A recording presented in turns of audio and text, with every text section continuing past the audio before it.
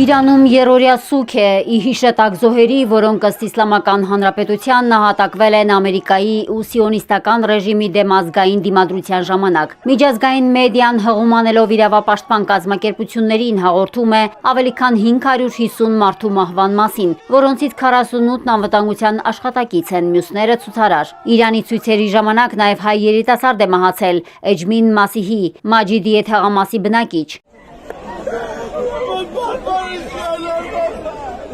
Թեհրանի դիահերձարանների դիմաց մարդկանց մարմինների կույտեր են առաջացել, իսկ էկրաններին հայտնվում են մահացածների լուսանկարները, որպեսզի ընտանիքի անդամները կարողանան ճանաչել ու գտնել իրենց հարազատներին։ Վաշինգտոնն անդադար զգուշացնում ու սպառնում է Իրանի իշխանությանը։